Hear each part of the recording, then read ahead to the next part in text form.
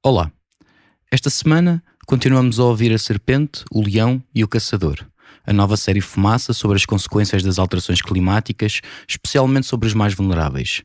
Se ainda não ouviste os 2 primeiros episódios, para aqui e vai ouvir, será mais fácil entenderes o que vai ser contado.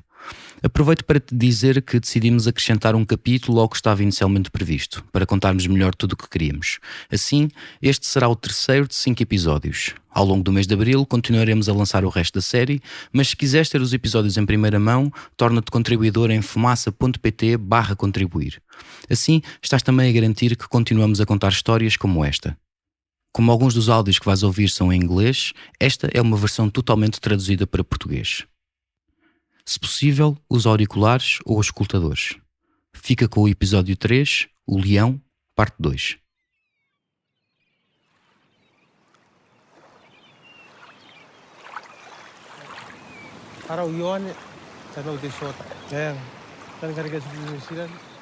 Com as ondas a baterem-lhe nos pés, Yoan Teitiota levanta o braço bem acima da cabeça e do muro que protege a sua casa para mostrar onde a água chega na maré alta.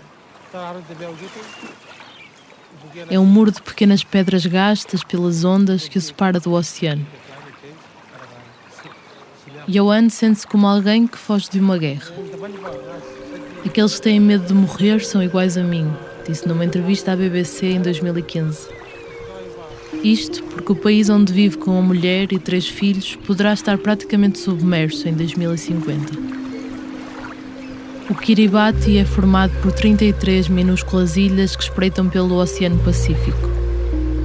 Pedaços estreitos e planos de terra que quase nunca se erguem mais de 2 metros acima da linha de água, a nordeste da Nova Zelândia e da Austrália. É difícil encontrar um lugar que fica mais de alguns minutos a pé da água.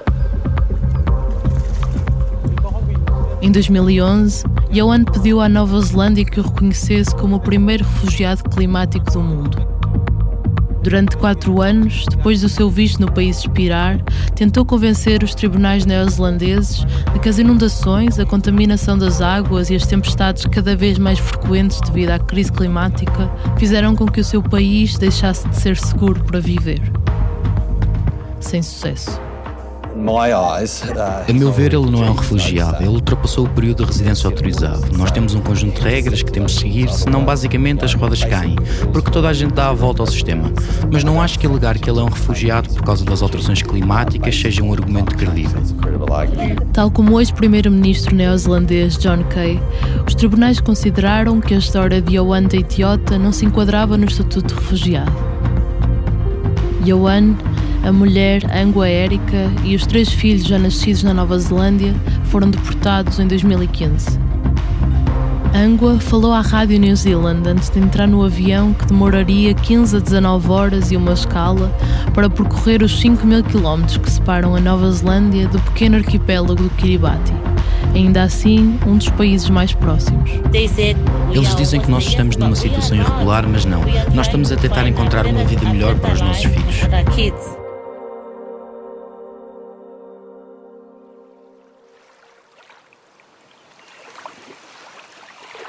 Não é só a subida do nível médio do mar que torna difícil a vida no Kiribati. É o aumento da frequência e a intensidade das tempestades, é a contaminação dos lençóis de água para beber, num arquipélago cada vez mais sobrelotado e poluído à medida que mais pessoas escapam de zonas inundáveis. É a incapacidade de colher da terra. A Angua dá de beber aos filhos a água que armazena da chuva, porque a dos poços ou sai salgada ou poluída. Yoan vai ano após ano fortalecendo a parede de pedras que tenta conter o mar. E à medida que a maré sobe, os 116.000 habitantes do Kiribati têm que viver mais próximos uns dos outros, nos locais onde ainda dá para construir barreiras. Na ilha de Betio, no extremo sudoeste da capital, Tarawa do Sul, a densidade populacional é semelhante a Hong Kong ou Tóquio. Sem mais sítio para onde fugir dentro do seu país, há vários anos que o governo do Kiribati atalha um plano de fuga dos seus habitantes para um terreno que já comprou nas Ilhas Fiji. Pois, embora o Kiribati saiba há pelo menos 3 décadas que será um dos primeiros países a ser dizimado pela crise climática, o seu governo e os restantes das pequenas ilhas do Pacífico pouca voz tiveram perante as grandes potências poluidoras. O último Fórum das Ilhas do Pacífico, em agosto de 2019, foi exemplo disso. Representantes das pequenas ilhas sentaram-se com os líderes das grandes economias australiana e neozelandesa e pediram maior ação para travar a crise climática. A Austrália disse-lhes que não. Scott Morrison volta para casa hoje convencido de que a Austrália não está desfasada das restantes nações do Pacífico, apesar do governo estar isolado nas suas posições sobre as alterações climáticas. Após um retiro de 12 horas no Fórum das Ilhas do Pacífico, os 18 Estados-membros recusaram-se a concordar incondicionalmente com uma declaração que exige uma rápida transição do carvão e que os países retirem os subsídios aos combustíveis fósseis. Enele Sopoaga, o primeiro-ministro do Tuvalu, uma pequena ilha no sul do Pacífico onde se realizou o fórum, esperava mais do encontro. Eu disse-lhe, tu estás preocupado em salvar a tua economia e a tua situação na Austrália. Eu estou preocupado em salvar o meu povo no Tuvalu. As pequenas ilhas do Pacífico são das nações que menos contribuíram com a emissão de gases com efeito estufa para a atual crise climática. Ainda assim, são as primeiras a sofrer as suas consequências. Tal é o perigo de serem apagadas do mapa. Os seus habitantes terão de se juntar à longa lista de pessoas obrigadas a deixar as suas casas por causa do clima.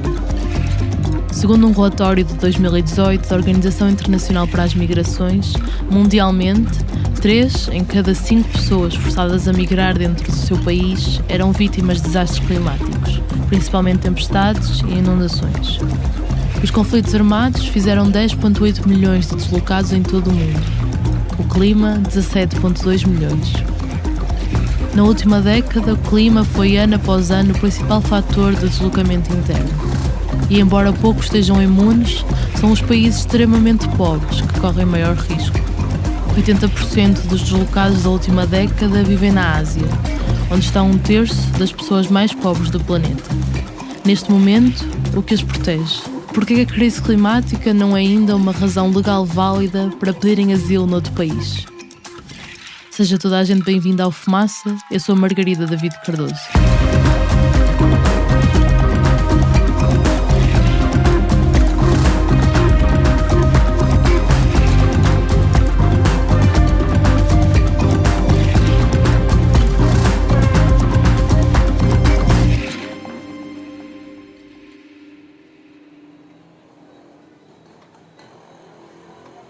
Desde 1990, 92% das mortes em desastres naturais ocorreram em países de baixo ou médio rendimento, persistentemente concentrados na região Ásia-Pacífico e em África. Os 3 megadesastres dos últimos 20 anos são exemplo disso. O sismo seguido de tsunami no Oceano Índico em 2004, o ciclone Nargis que varreu o Myanmar em 2008, e o terremoto no Haiti, em 2010.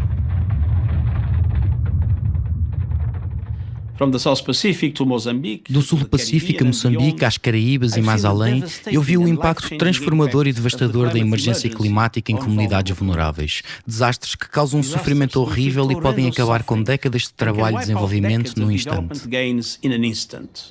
Como o secretário-geral das Nações Unidas, António Guterres, tem referido várias vezes, em frente a líderes mundiais, os mais pobres e vulneráveis são os primeiros a sofrer e os mais atingidos pela crise climática.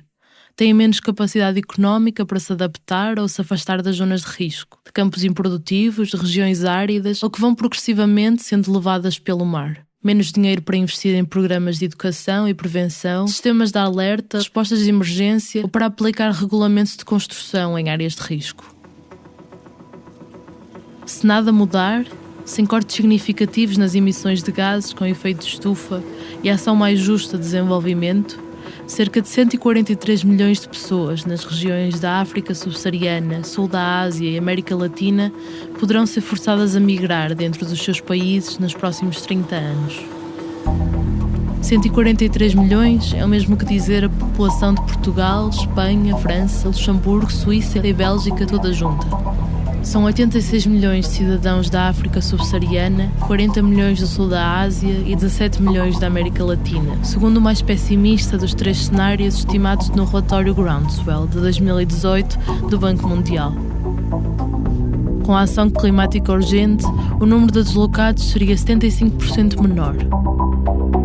As previsões do painel intergovernamental para as alterações climáticas, o grupo de cientistas da ONU que estuda a crise climática, não são melhores.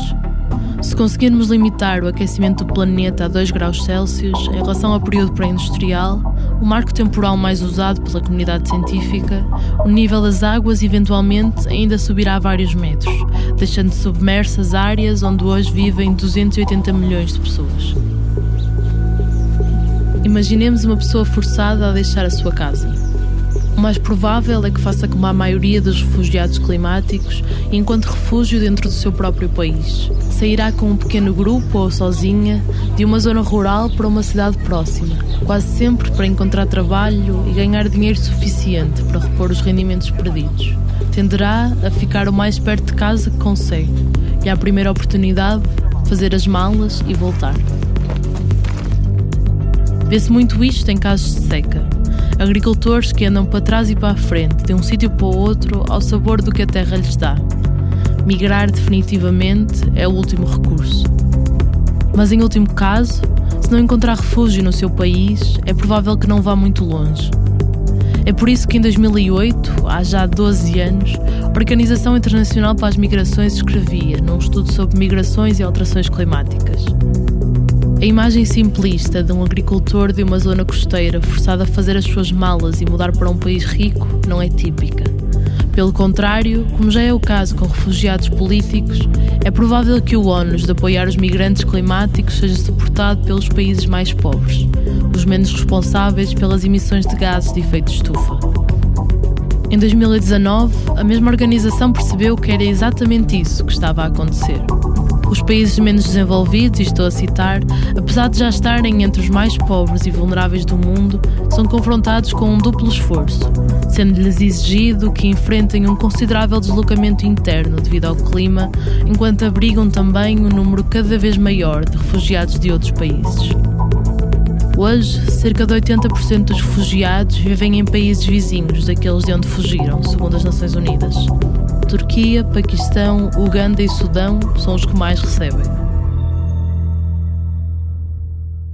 Os países que estão perto dos países que têm problemas graves, seja em que situação for, pode ser um conflito, pode ser uma guerra, pode ser por causa das alterações climáticas, são sempre os países vizinhos que acolhem a maior parte das pessoas.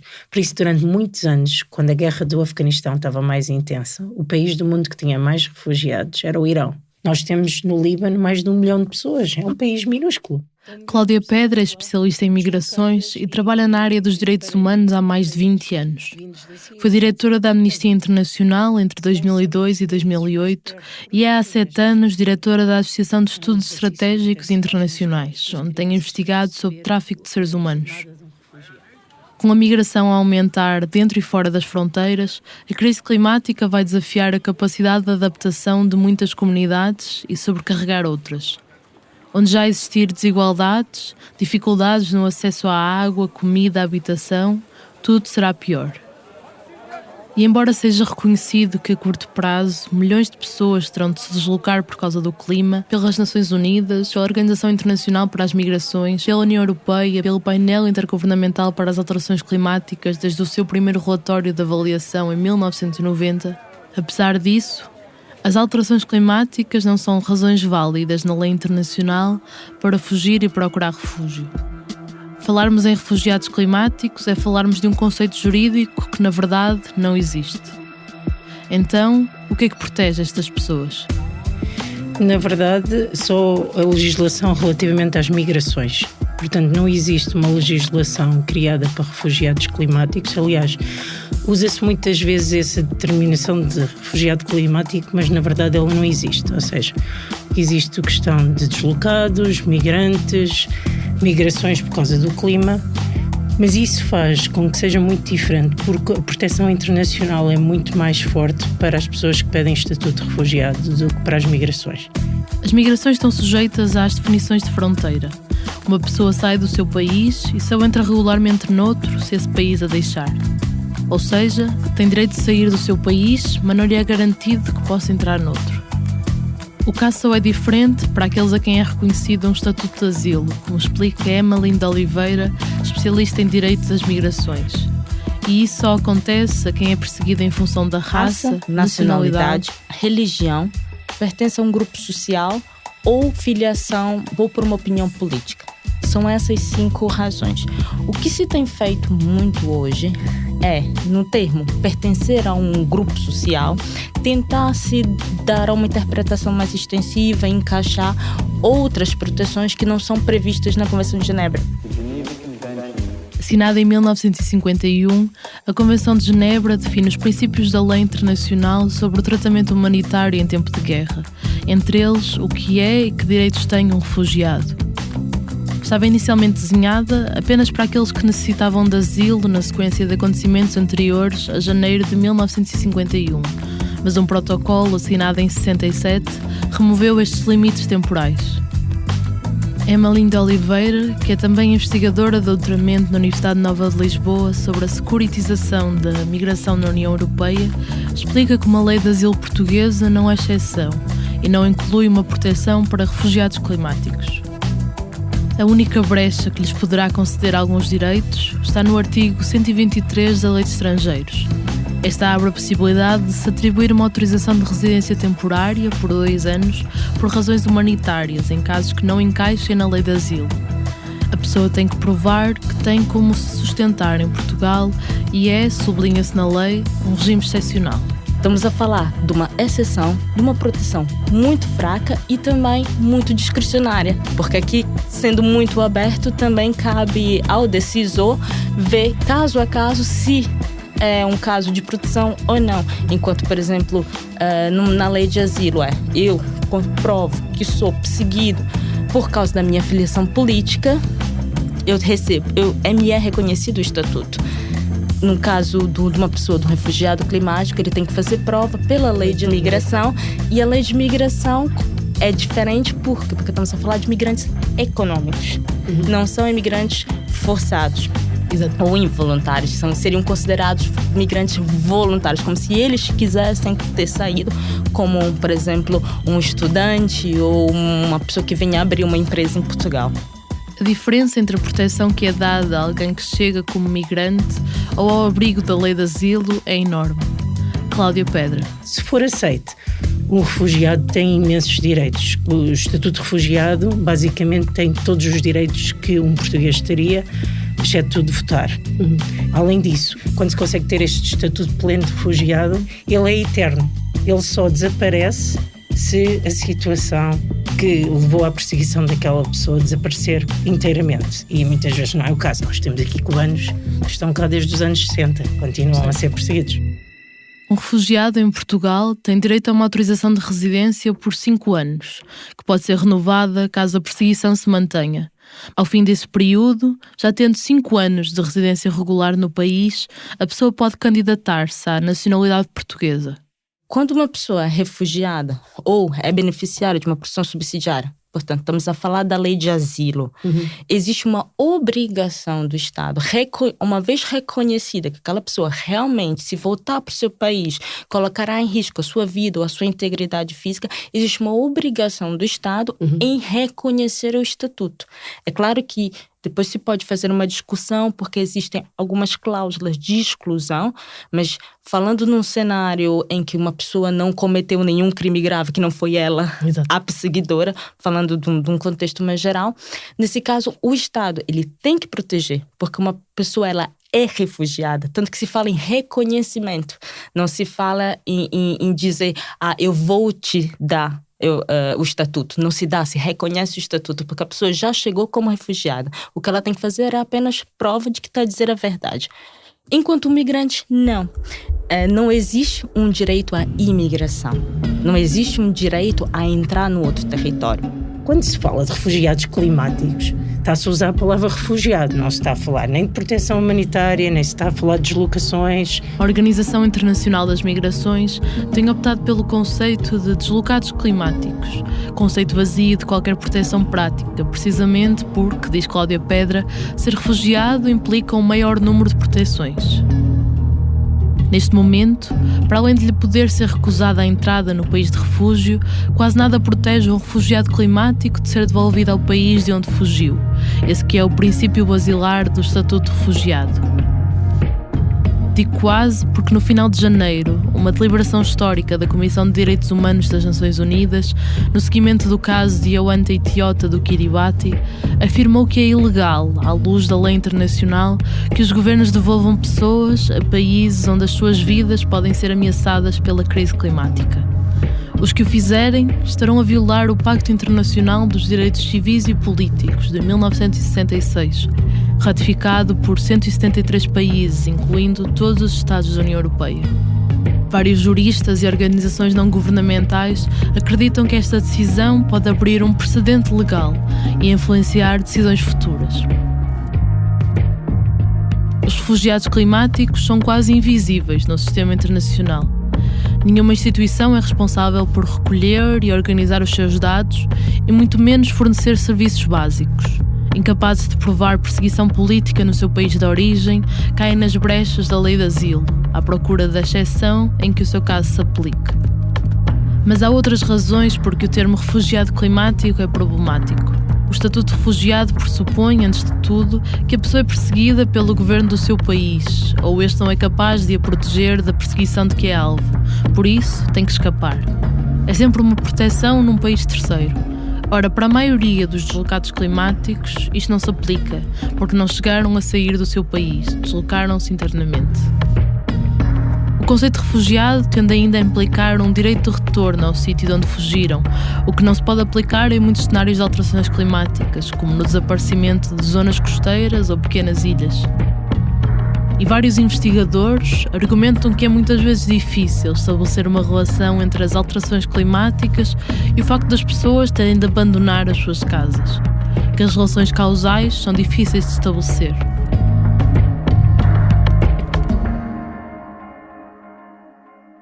E há ainda uma outra preocupação política, de que voltar a discutir a definição de refugiado para abranger fatores ambientais, revendo a Convenção de Genebra de 1951 e o seu protocolo de 67, tropece na má vontade de alguns governos.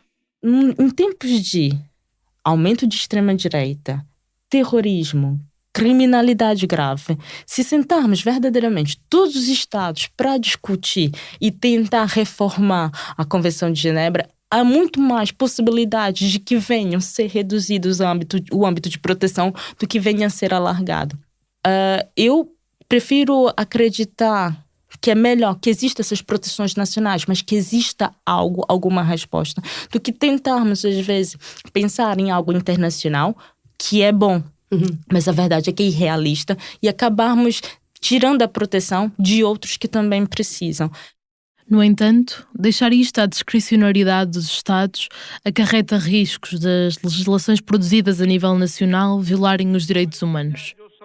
Um exemplo recente foi a decisão do Parlamento indiano de maioria hindu de aprovar em dezembro de 2019 um projeto de lei permitindo que imigrantes do Paquistão, Bangladesh e Afeganistão, que entraram de forma irregular na Índia, possam pedir cidadania. No entanto, a lei exclui todos aqueles que sejam muçulmanos.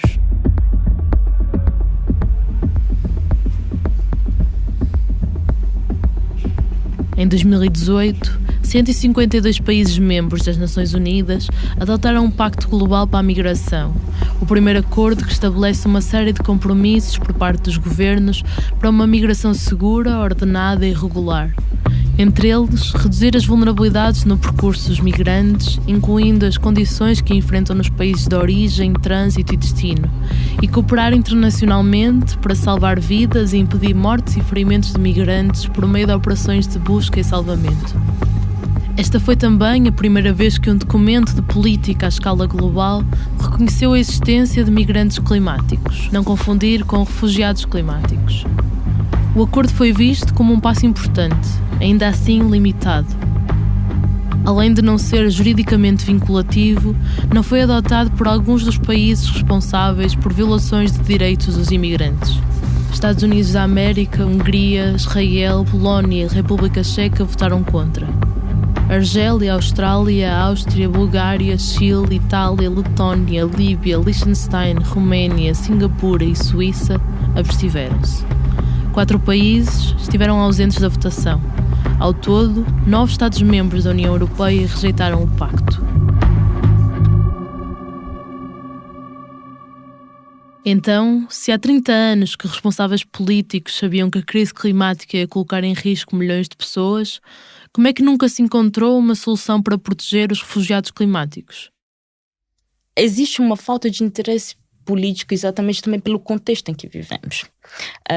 Quando falamos em liberdade de entrada, porque na verdade o asilo, se considerarmos realmente refugiados climáticos como refugiados, seria um direito a entrar num outro território porque eu preciso de proteção. Seria em poucas palavras e fáceis palavras dessa forma. Portanto, sendo uma exceção, é limitado. E sendo limitado, a ideia é que não se abra porque senão vira regra. Para mim é uma questão de recursos e de medo de tomar as decisões. Muitas vezes estas decisões têm que ser feitas com alguma jurisprudência, ou seja, tem que haver alguém que avance primeiro e que tome um papel forte. E durante muito tempo esperou-se que a Nova Zelândia fizesse isso. Era 2014 e o caso de Yohan Teitiota, do Kiribati, teve cobertura mediática internacional, perante a hipótese de ser o primeiro refugiado climático do mundo. O processo arrastou-se durante anos e basicamente a atenção internacional estava toda ali a pensar, vamos ver o que é que a Nova Zelândia diz. E a Nova Zelândia disse que não, rejeitou o pedido de asilo. Quando apreciou o caso, em 2015, o Supremo Tribunal não deixou de reconhecer que o Kiribati enfrenta inquestionáveis desafios, mas entendeu que ao regressar ao seu país, Yohan não enfrentaria danos graves. Além disso, não encontrou provas de que o governo do Kiribati estivesse a falhar naquilo que poderia fazer para proteger os seus cidadãos da degradação ambiental. Por isso, Yohan não poderia ser considerado refugiado.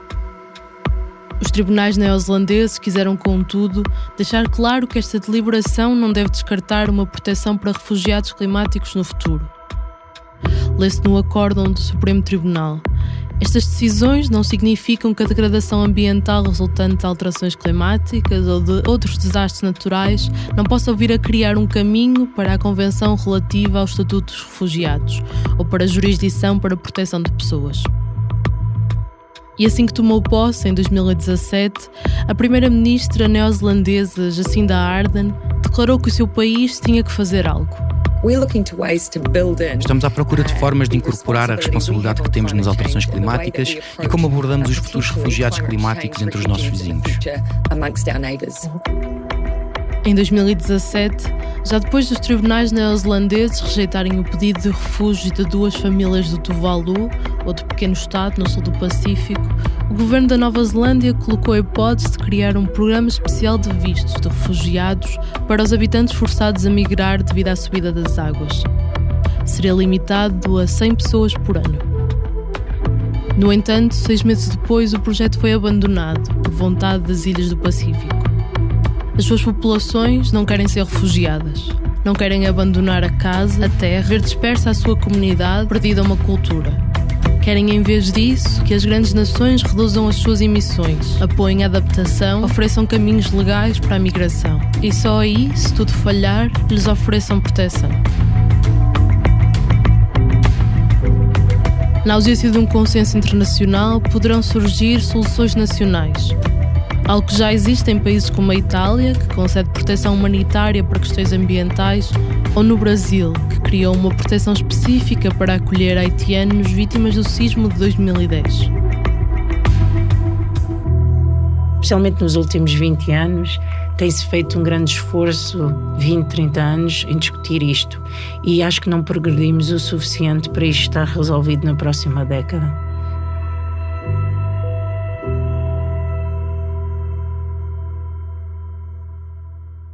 Cláudia Pedra e Emelinda Oliveira falam de procedimentos com vários anos, em que há erros, imprecisões, vazios legais que continuam sem resolução. Falam do direito a andar sempre atrás do prejuízo.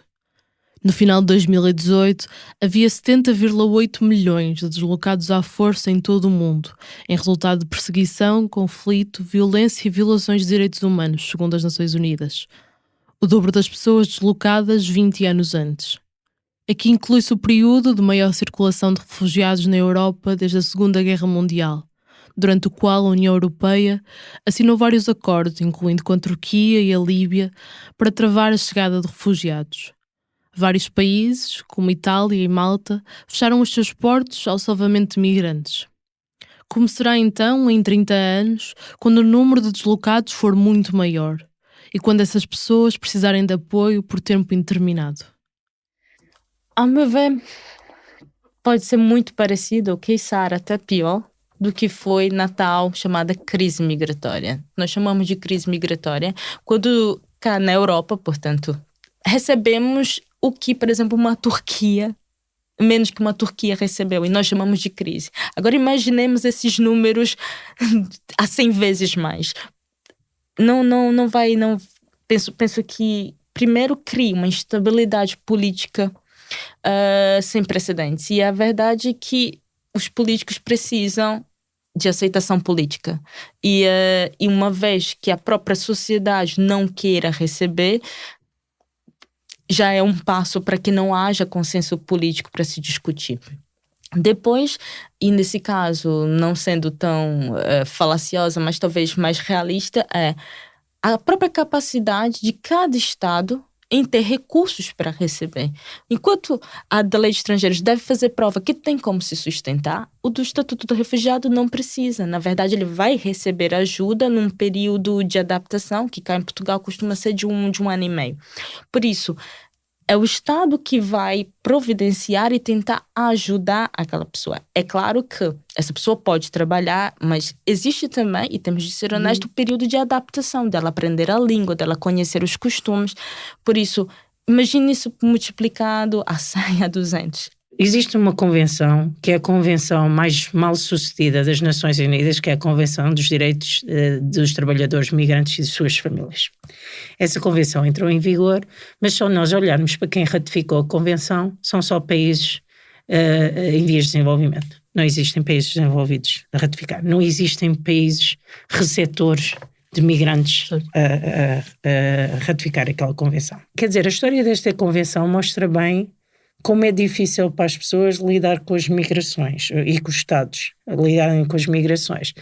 Portanto, quanto mais tomar uma posição firme e criar um estatuto de refugiado climático e ter que criar condições para 100 milhões de pessoas, ou 200 milhões de pessoas, ou 250 milhões de pessoas a encontrarem locais. É complicado.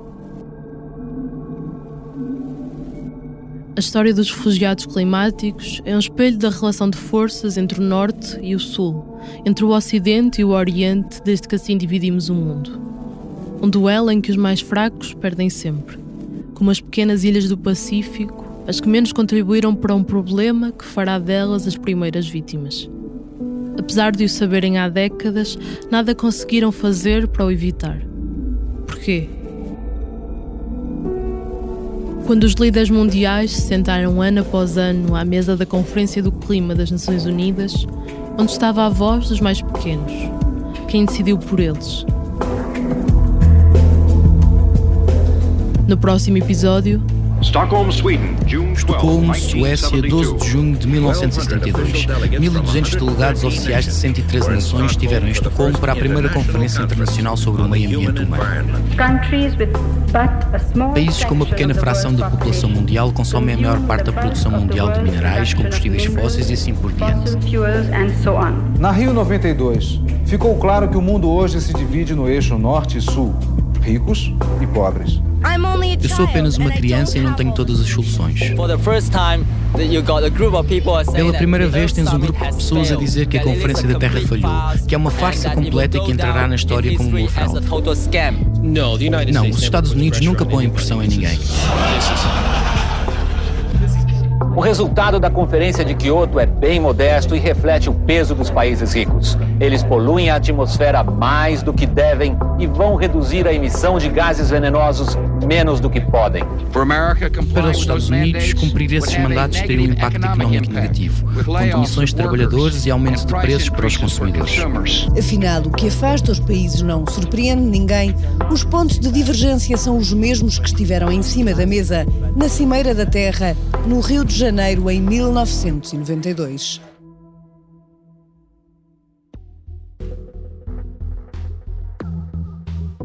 Este episódio foi escrito pela Margarida David Cardoso. O Ricardo Esteves Ribeiro fez a edição. Eu, Bernardo Afonso, fiz a banda sonora original, edição de som e sound design. Ouvimos certos de trabalhos jornalísticos da BBC, Stuff, Radio New Zealand, Sky News, ABC e CNN. Fazem ainda parte da equipa Fumaça, Ana Freitas, Frederico Raposo, Joana Batista, Maria Almeida, Moutafes, Pedro Miguel Santos, Sofia Rocha e Tomás Pinho. Acreditamos que é possível criar em Portugal o primeiro projeto de jornalismo financiado pelas pessoas. Se pensas o mesmo, apoia-nos, para que continuemos a ouvir as vozes que costumam ficar caladas, para que continuemos a contar as histórias que precisam de ser contadas. Considera tornar-te apoiante em fumaça.pt/contribuir. Até já!